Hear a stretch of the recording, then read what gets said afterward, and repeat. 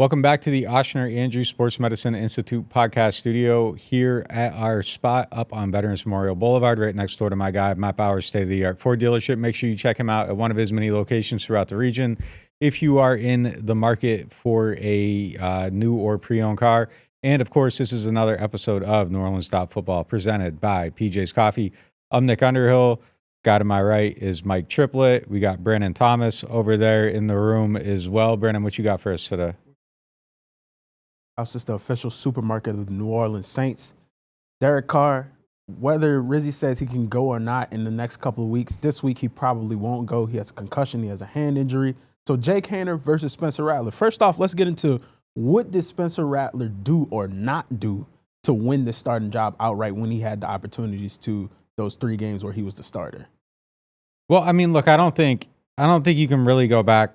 I don't think they will go back to Rattler. He got benched in his last start. Like, it doesn't make a lot of sense to go back to a guy that got benched in his last start. And granted, I know there's people, that are screaming right now. The situation was not fair. Like, the offensive line wasn't there. See what he can do and all that stuff. And like, I get it and I understand that, but I also think that if you throw Eric McCoy in there, it's not a drastically different result. I think the long-term prognosis with Spencer Rattler is probably a lot better than the long-term prognosis with Jake Haener as far as the ability to develop the on-tap potential, all that stuff.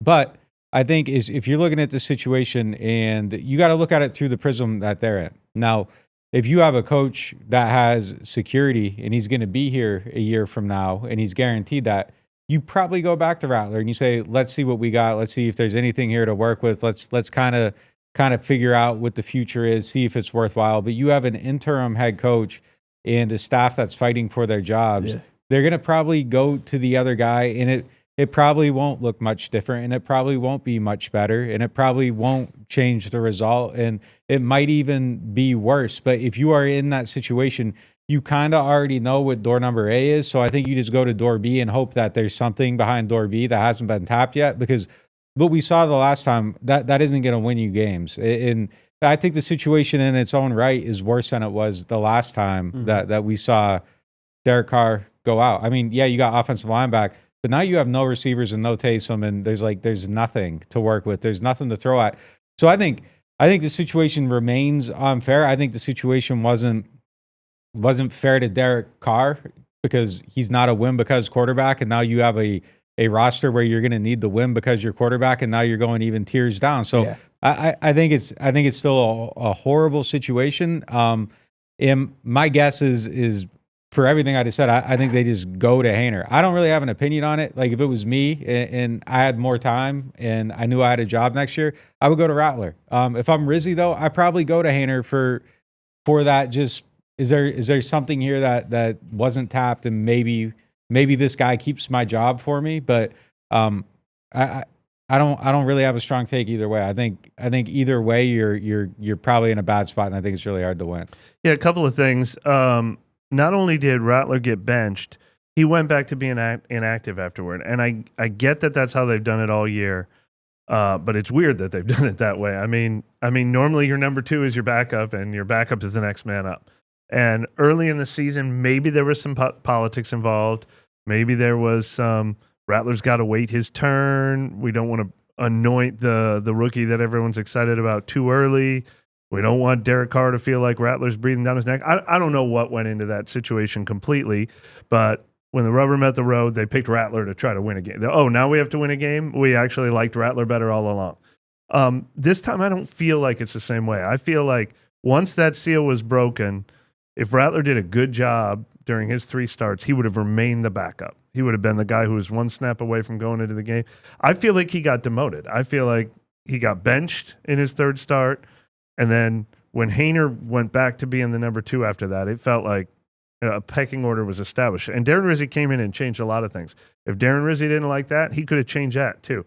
He kept Haener 2 and Rattler 3. So I think we already know their hierarchy right now.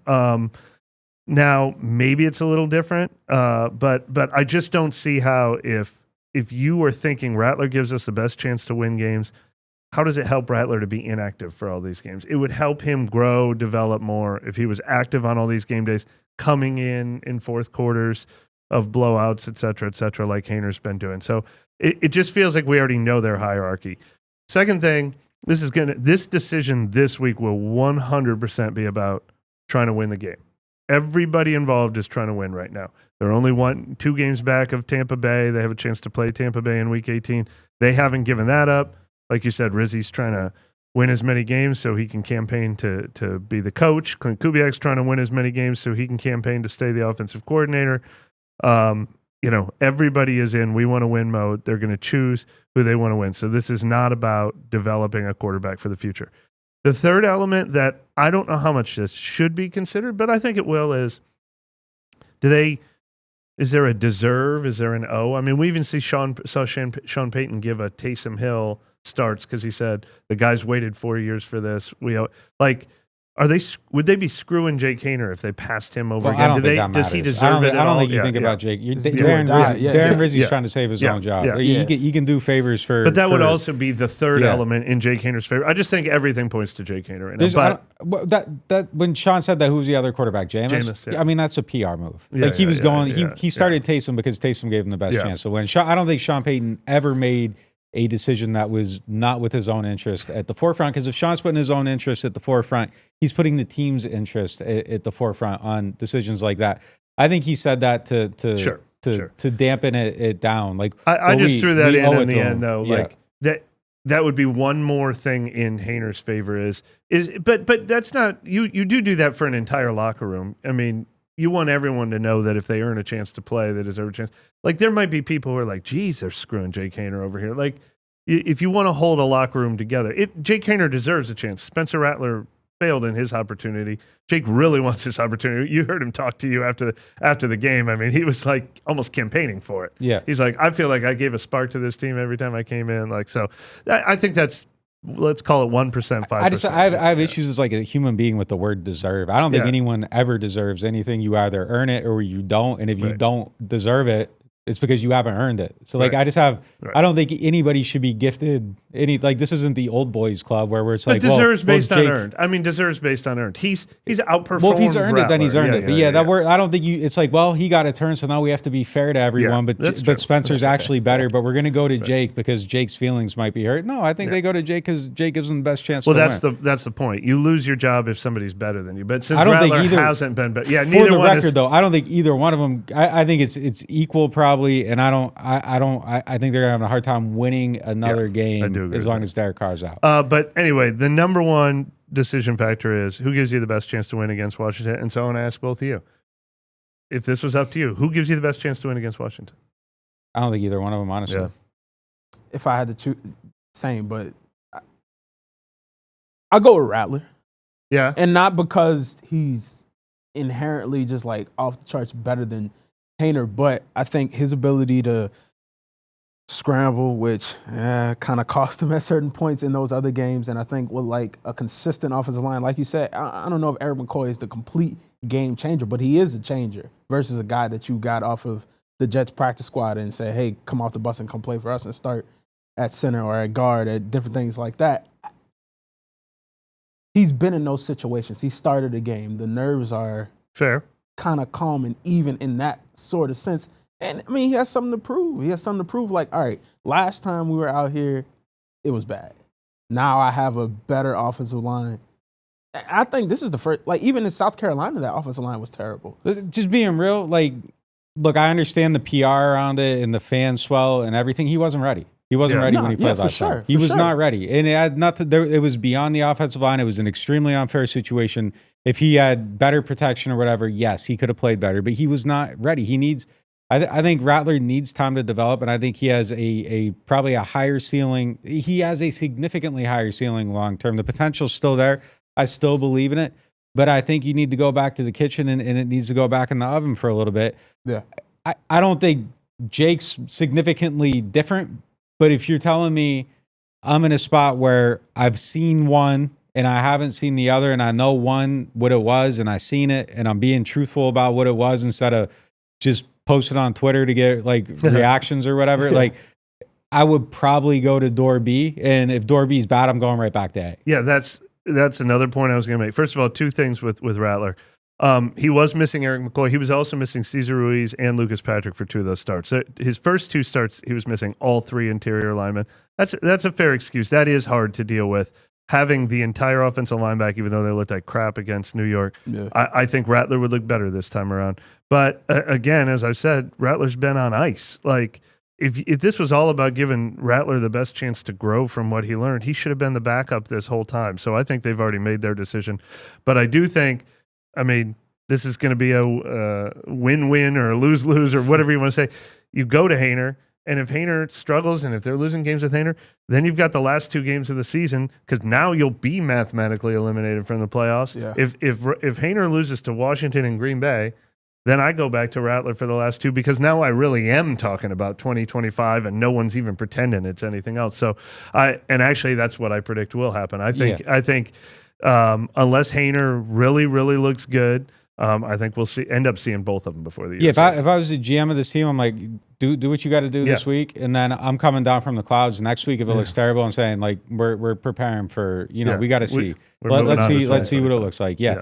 But I think if I'm Rizzi, I'm making the decision to go to Haener. There were some people in the locker room that wanted him last time. There were like hardcore Rattler believers too. Yeah. But I think if you ask the players, that they would go. Look, I've been hearing from them. Like they would go Haener. Like they would go Haener this week too. Like so, my feeling this week is that it is going to be him.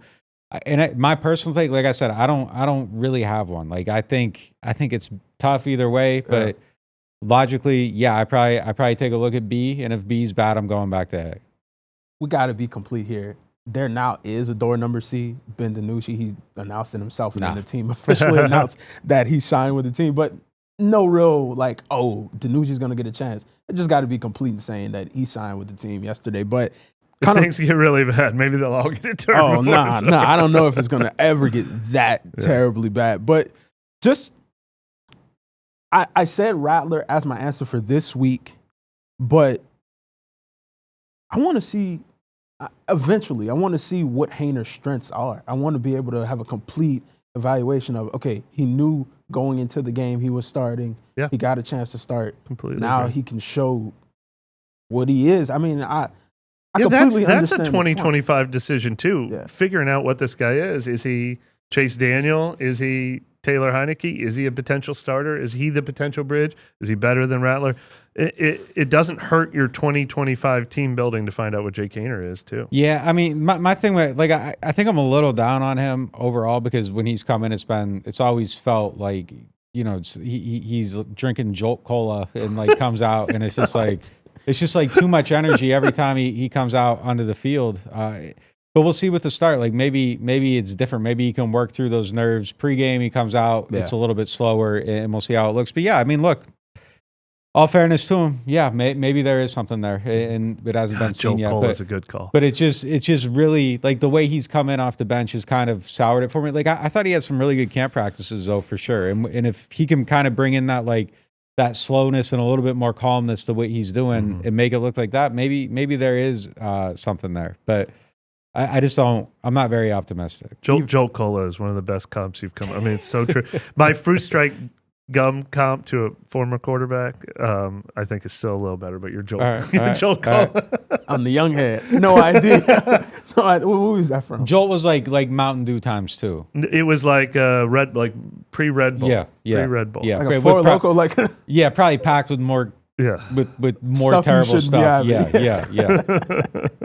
That's wild. But continuing this future conversation that'll take us into our next segment presented by Aaron Rose. What should the Saints' approach at quarterback be moving forward? Like if both of these guys show, all right, they're not the guy, they're not having any semblance of being the guy, what should that approach be going into 2025? What should Derek Carr do if he's able to come back? Like just where should they go at the quarterback position? I'll defer to the second half. Yeah, well, I don't know if you're saying you'll defer to the Carr conversation. I've been I'll defer to the second half of this. Yeah. I want to hear your take first. I've been pretty open about this. I think I am a Carr. I consider myself a Carr supporter, a Carr apologist, a Carr defender, whatever you want to say. I keep saying I think Carr is Russell Wilson, Baker Mayfield, Geno Smith, could even be a Jared Goff in an alternate reality where he's the one who got on that great Lions team with Ben Johnson. I think that's the class of quarterback that Derek Carr is. I think his salary matches the class that he is. I think he's kind of underrated, underappreciated. Obviously, very limited. We all agree with he's a win. You can win with him, not win because of him guy.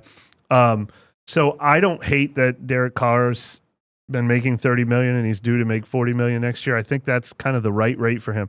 I don't think the Saints should be paying a $40 million quarterback next year. I would rather see this team admit where they are in the grand hierarchy of things. Doesn't have to be the total teardown, but I want them to admit we need a couple of good drafts. We need to catch up on the salary cap a little bit. Let's pay a cheaper quarterback next year. I would like to see the Saints do that. I would like to see them strike the gold that Minnesota just struck with a cheap Sam Darnold this year. I don't know who that is, Sam Howell. I don't know who that is. Maybe look at the young guys. I would like to see that, even though I do think Derek Carr is underrated and underappreciated. I don't think, they've got Spencer Rattler, so they don't need to draft one. I certainly don't think that. I haven't given up on Spencer Rattler's future yet. I think that sample size of throwing him into the mix with a beaten down offensive line, and then he was missing Olave for a couple games. I haven't given up on the possibility that, hey, maybe there's something there, but I'm still absolutely looking for the next one to draft. He is not my solidified future. Obviously not. I don't think I'd feel comfortable.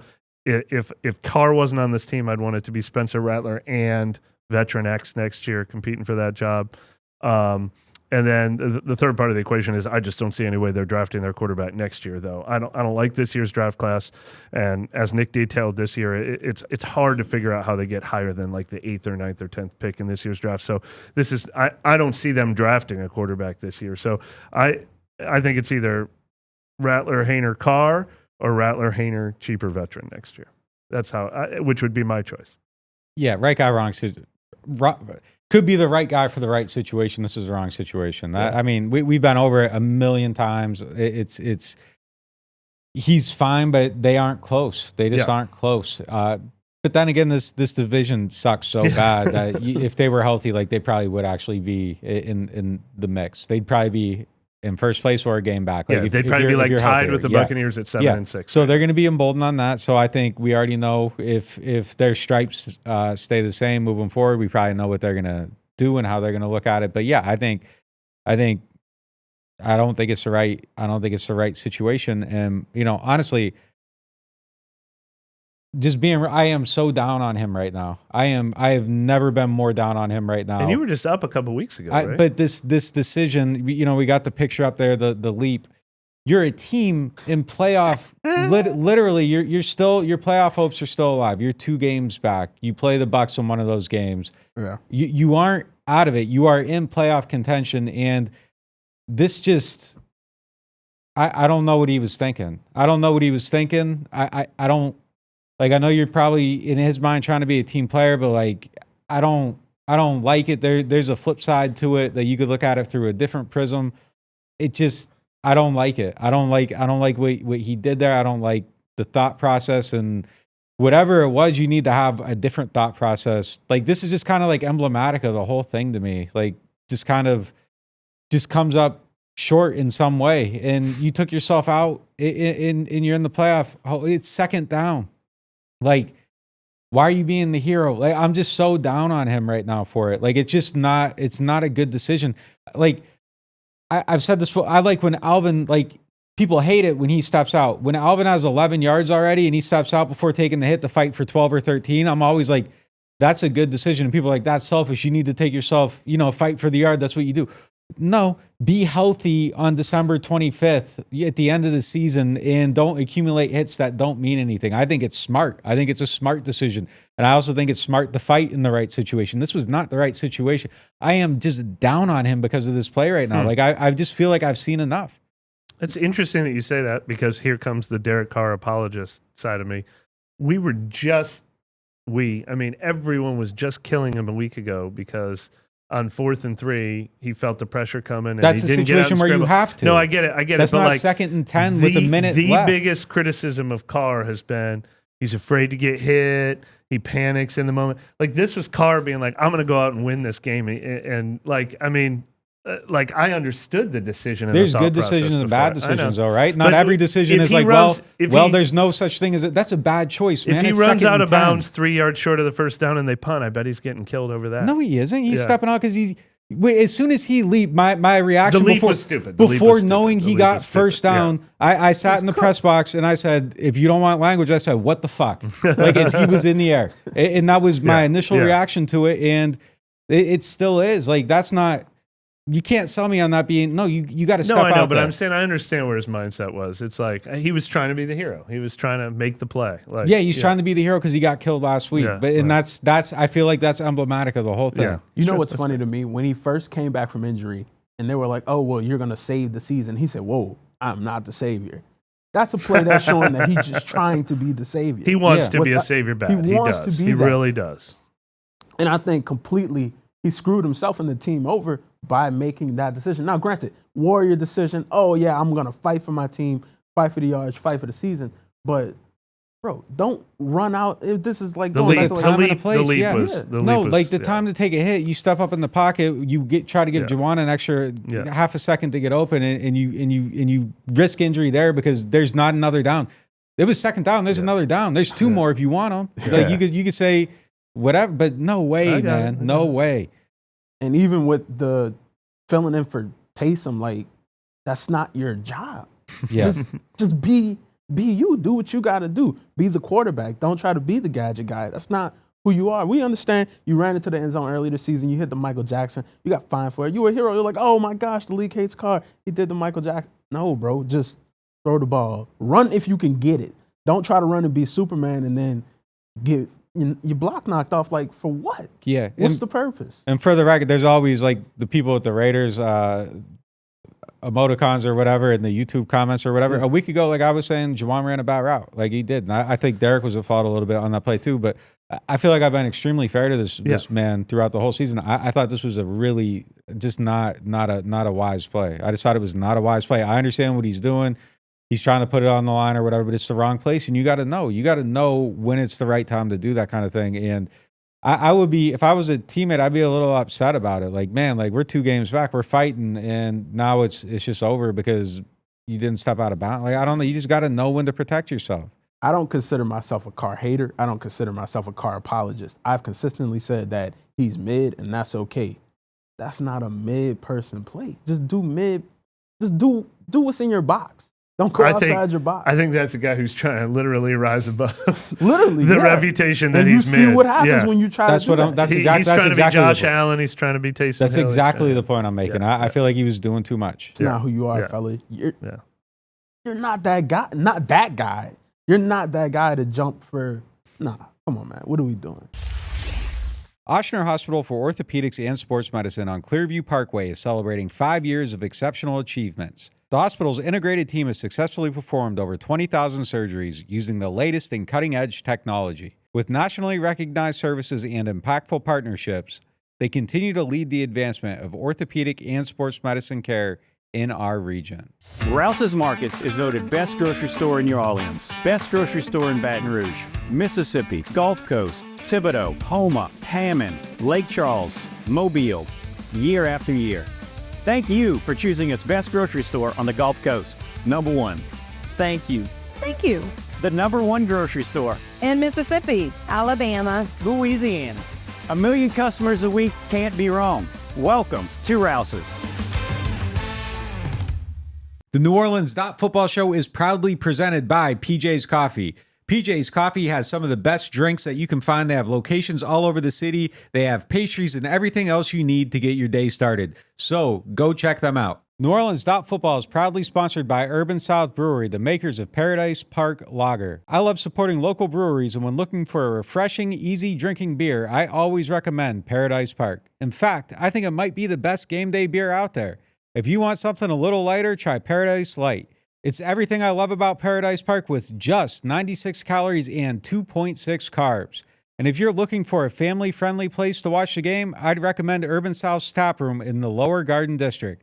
They've got 15 TVs, 30 unique beers on tap, and mouth-watering urban smash burgers. The whole family will want to make Urban South their new living room because at Urban South, they take laid back seriously. Looking for the best insurance coverage at the lowest price? Look no further than Chabert Insurance, the Earhart Agency. They are a local independent insurance agency right here in New Orleans, specializing in home, flood, and auto insurance. At Chabert Insurance, the Earhart Agency, Their dedicated team will shop every available carrier in the market, ensuring you get the most comprehensive coverage at the lowest possible price. Why settle for less when you can have the best? Trust Shawbear Insurance, the Earhart agency, to protect what matters most to you.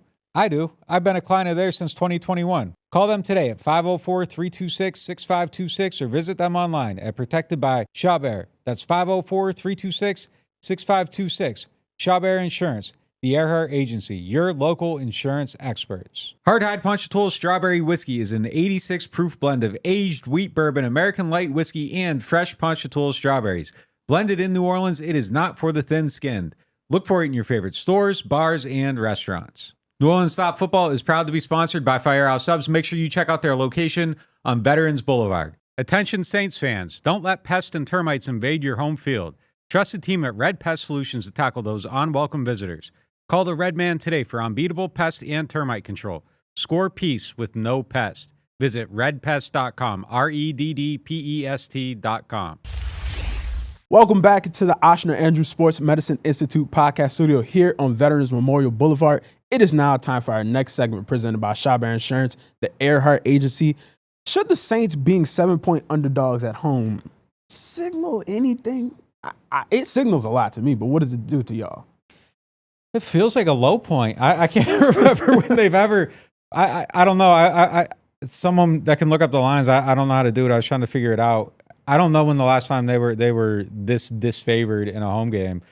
Is it like a wake up? I don't know. They're so injured. It's hard to say, but I can't remember when it felt maybe lower than this. Maybe that Miami game was in the COVID season, but I can't remember a time where it felt lower than this. On the last show, in the story I wrote, like, I kind of made the point that it feels like the tank's out of their hands. Like they're being forced into the tank type of situation. Too bad it's a little bit too late because now you don't really get the benefit of that. I don't think the full benefit of that, even if you lose the next four. I think it's hard to get.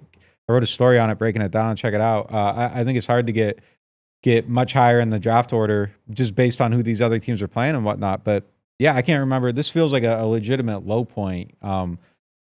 Just over the last since 21. It feels like maybe the lowest point since 21.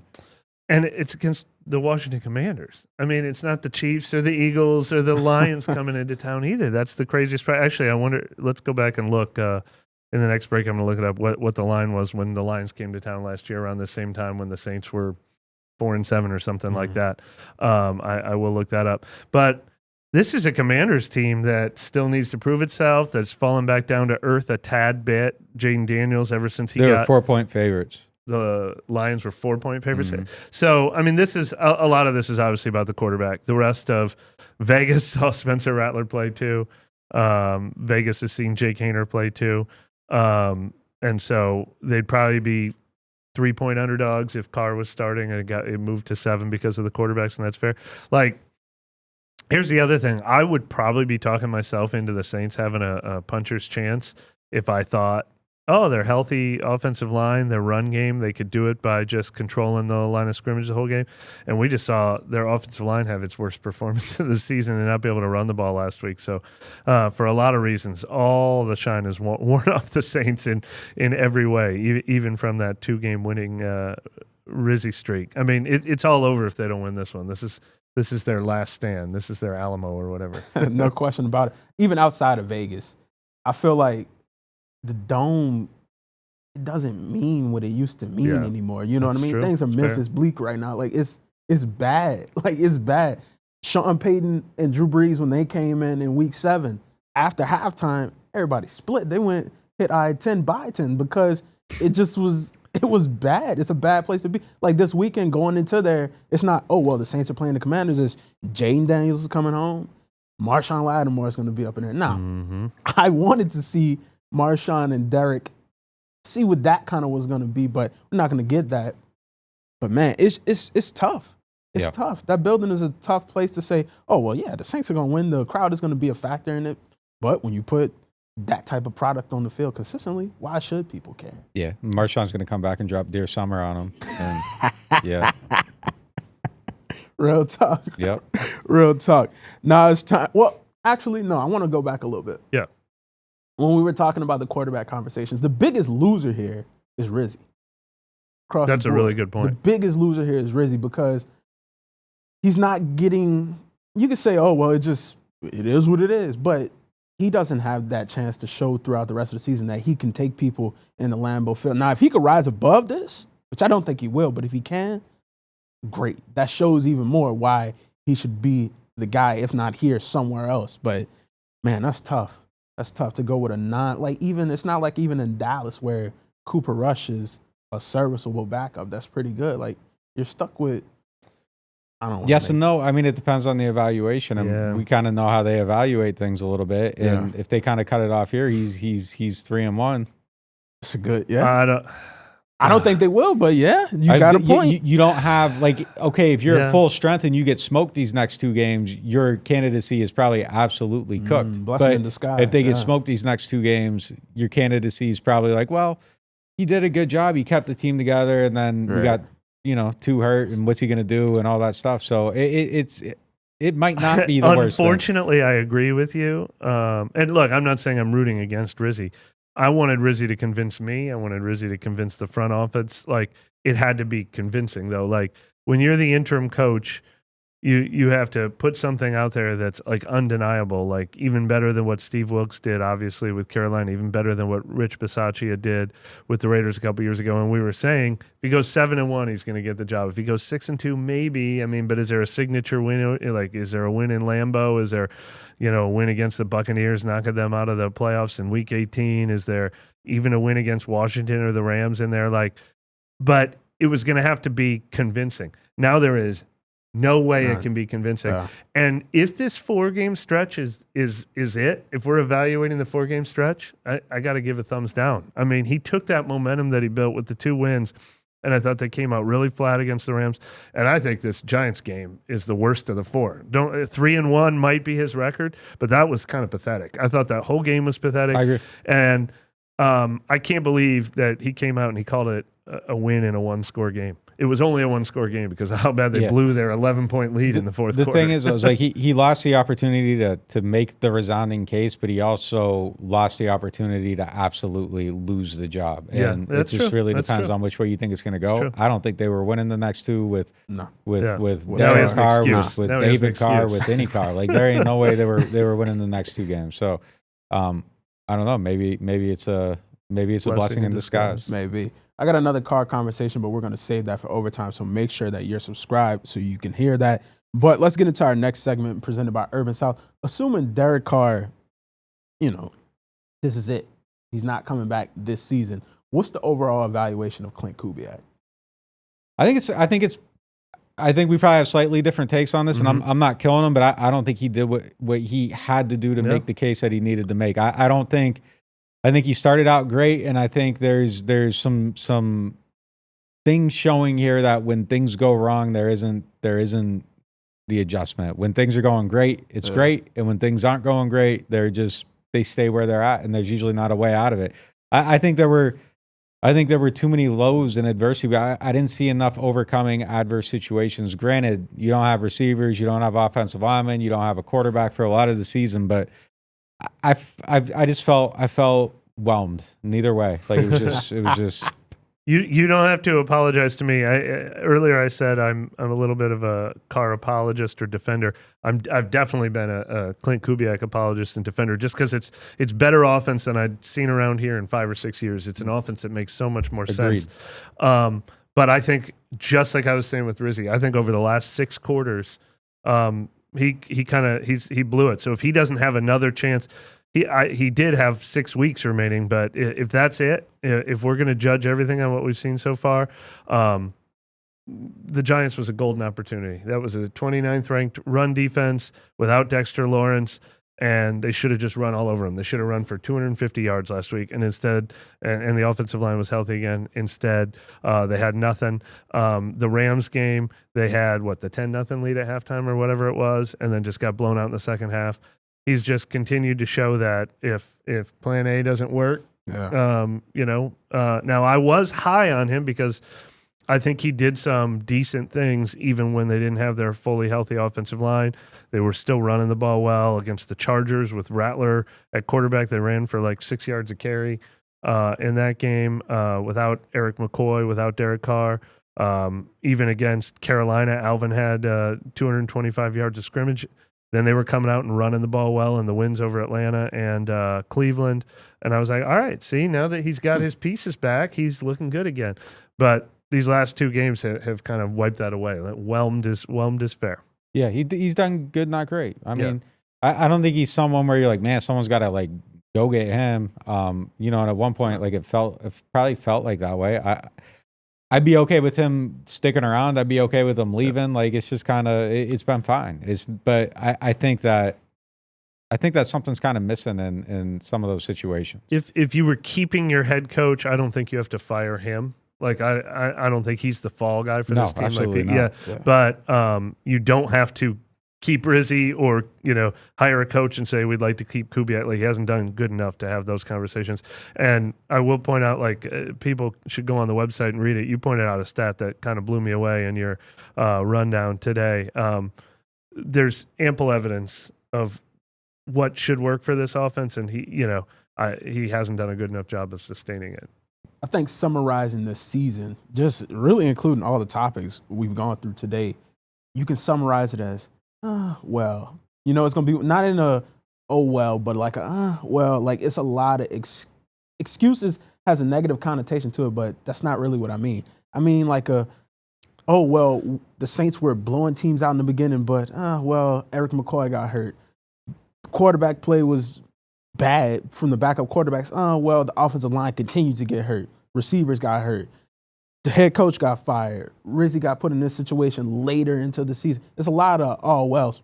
And I think Klint Kubiak, earlier this season, the players were saying, oh, well, we still got a lot to show. We're holding back. We haven't shown everything we can yet. The problem with that is, as time goes on, pieces are going to fall off, and you're not going to be able to show the full strength and magnitude of what you have in the chamber because those pieces won't be on the board. Now, great football teams, even in the league right now, are able to overcome injuries, are able to overcome bad things. Like you look at the Kansas City Chiefs. They lost their starting kicker.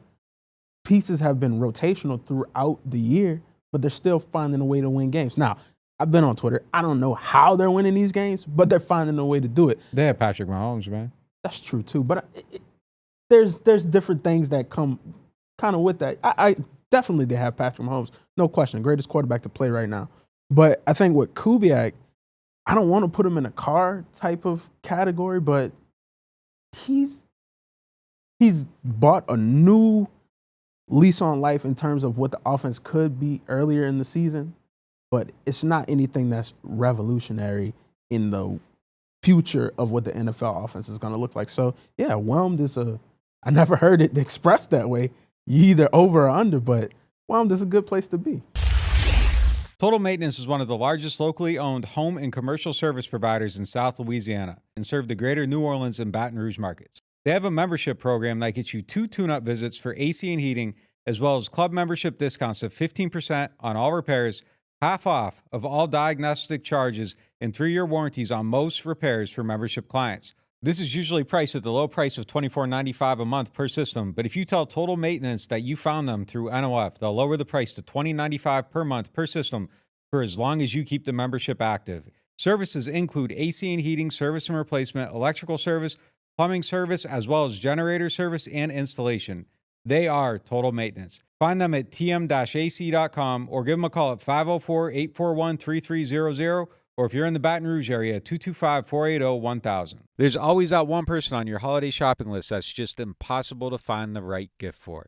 They have everything they want, and there's nothing they need. So what do? This year, head up to Boudreaux's Jewelers on Metairie Road and get that special someone a limited edition Breitling Saints watch. That's right. That's a Breitling watch with the Saints fleur-de-lis right on the face.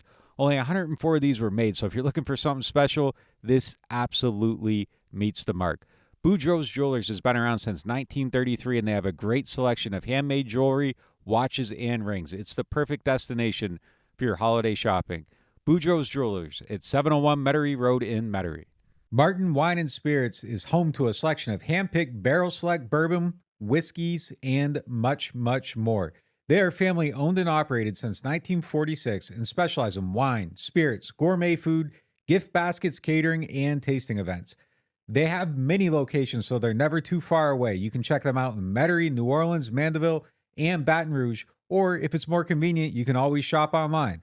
Whether you're a wine novice or a seasoned collector, you'll enjoy the Martin Wine and Spirit experience.